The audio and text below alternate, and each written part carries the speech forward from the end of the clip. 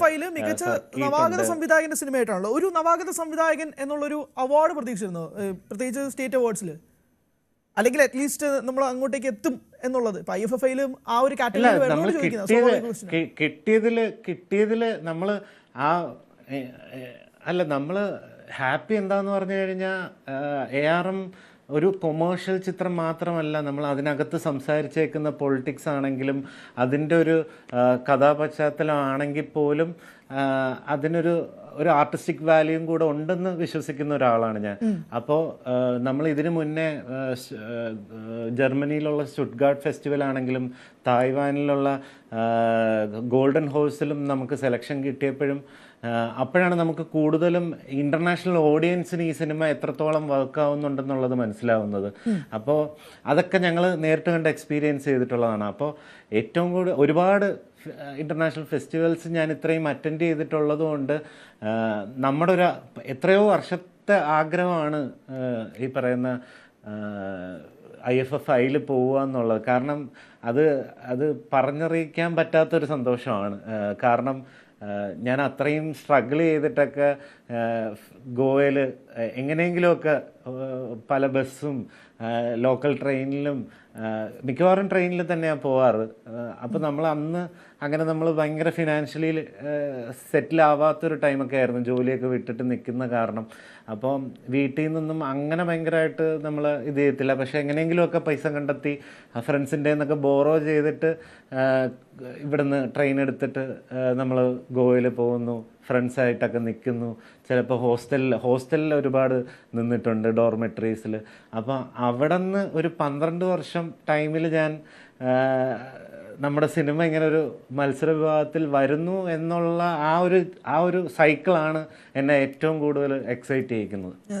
അല്ല, അതോടൊപ്പം തന്നെ ആ ചോദ്യത്തിൽ നിന്ന് എനിക്ക് ഉത്തരം കിട്ടിയില്ല ഇതിന്. അതായത് ഒരു ലാലേട്ടൻ പ്രോജക്റ്റ് ഉണ്ടോ? ഞാനത് ഭയങ്കരമായിട്ടൊരു ചോദ്യം ആളുകളുടെ ഇടയിൽ വരുന്നതാണ്. നിങ്ങൾ തമ്മിൽ വീണ്ടും കാണുന്ന ഒരു സംഭവം ഉണ്ടായി, ഒരു കഥ പിച്ച് ചെയ്തു എന്നൊക്കെ കേൾക്കുന്നു. ഇല്ല, നമ്മൾ ഒരു ബേസിക് ഒരു ബേസിക് മീറ്റിംഗ് മാത്രമേ കഴിഞ്ഞിട്ടുള്ളൂ. അപ്പം ഓൾറെഡി ഞാൻ വേറൊരു പ്രോജക്റ്റിൻ്റെ പ്രീ പ്രൊഡക്ഷനിലാണ്. അതൊരു വേറൊരു സ്റ്റാറുമായിട്ടാണ് ആ സിനിമ ചെയ്യുന്നത്. അതിൻ്റെ ലോക്കാവുന്നതേ ഉള്ളൂ. ആദ്യത്തെ സിനിമ പോലെ തന്നെ. ഇല്ല, ആയിട്ടില്ല.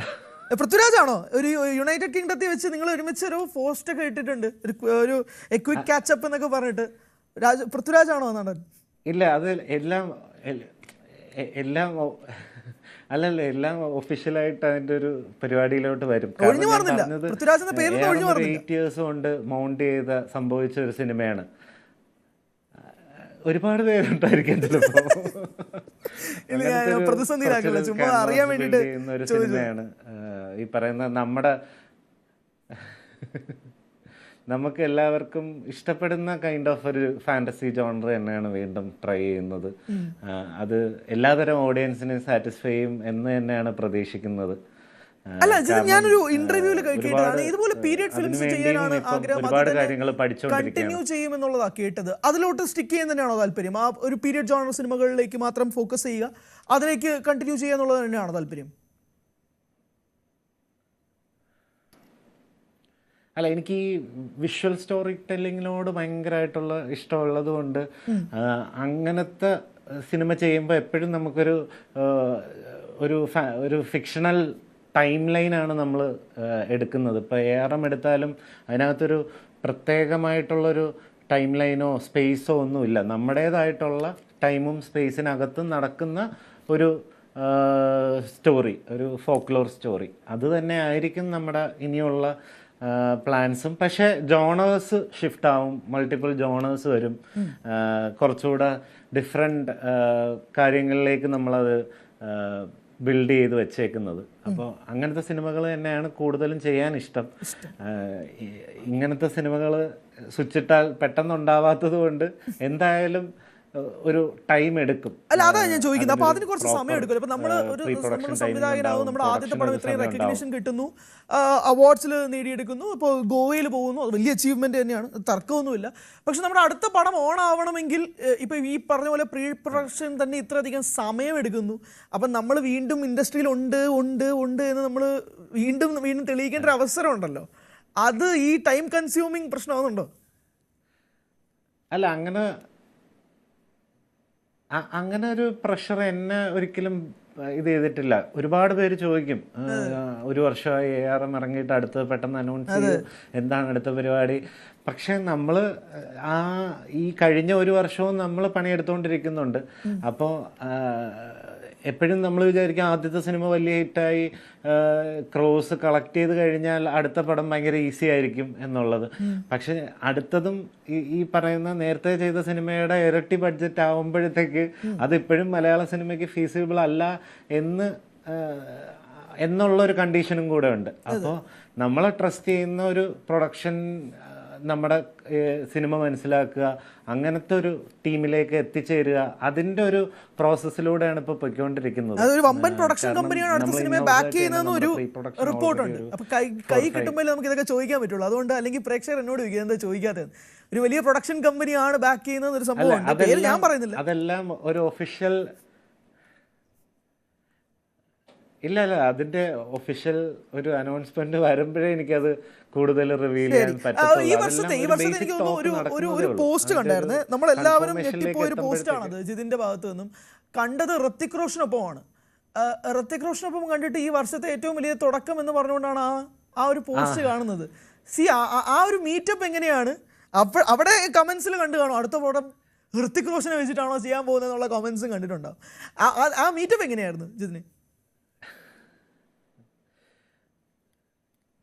അല്ല, ഞാൻ ലണ്ടനിലെ ഒരു സ്ട്രീറ്റിൽ വെച്ചിട്ട് ആണ് ന്യൂ ഇയർ 1-ാം തീയതിയാണ് ഞാൻ കാണുന്നത് രാത്രി.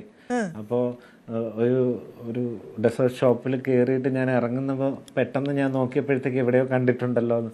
അപ്പം തന്നെ ഞാൻ പെട്ടെന്ന് വന്നിട്ട് പുള്ളിയുടെ ഒരു പ്രൈവറ്റ് ലൈഫിൽ നിൽക്കുമ്പോഴത്തേക്ക് നമ്മളൊരു റിക്വസ്റ്റ് ചോദിച്ചു.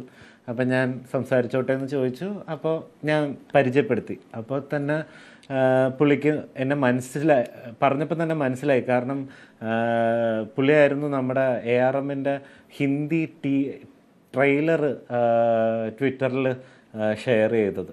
അപ്പോൾ പുള്ളി ARM കണ്ടിട്ടുമുണ്ട് എന്നുള്ള രീതിയിൽ പറഞ്ഞു. പിന്നെ അടുത്ത സിനിമയെ കുറിച്ച് ചോദിച്ചു. അപ്പം ഞാൻ പറഞ്ഞു ഇങ്ങനെ ഒരു വില്ലേജ് ഏലിയൻ ഫിലിമാണ് അടുത്തത് ചെയ്യുന്നത്. കാരണം നമുക്കറിയുന്ന ജാദു അല്ലെങ്കിൽ നമ്മൾ കണ്ടിട്ടുള്ള കോയ് മിൽ ഗയ എന്ന് പറയുന്ന ഫിലിം അത്രയും അത്രയും നമ്മളെ ഫാസിനേറ്റ് ചെയ്തിട്ടുള്ളൊരു ഫിലിമാണല്ലോ അതിൽ. അപ്പം നമ്മൾ അടുത്ത് ചെല്ലുമ്പോഴത്തേക്ക് പുള്ളിക്ക് ഈ 6 വിരലുണ്ടല്ലോ. അപ്പോൾ എൻ്റെ നോട്ടം ആ വിരലിലായിരുന്നു കൂടുതലും. അങ്ങനെ ഒരു ഫോട്ടോ ചോദിച്ചു, ഫോട്ടോ എടുത്തു. പുള്ളിക്കാരൻ തന്നെ പറഞ്ഞു നെക്സ്റ്റ് ടൈം ഡൂയിങ് ക്രിഷ് 4 എന്നുള്ള രീതിയിലും അന്ന് പറഞ്ഞിരുന്നു. അപ്പോൾ അതൊരു മറക്കാൻ പറ്റാത്ത ന്യൂ ഇയർ ഗിഫ്റ്റ് ആയിരുന്നു. അടിപൊളി മീറ്റപ്പ് തന്നെയായിരുന്നു.